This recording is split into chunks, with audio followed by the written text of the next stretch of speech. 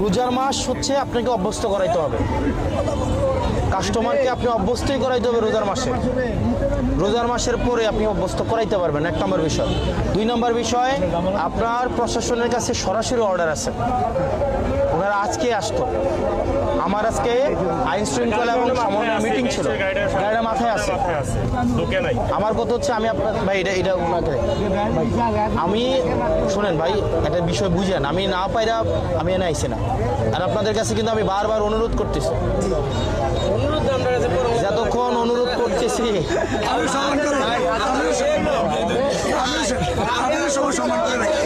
ভূমিকা করে ফেলেন আপনি দায়িত্ব নেন কাকু।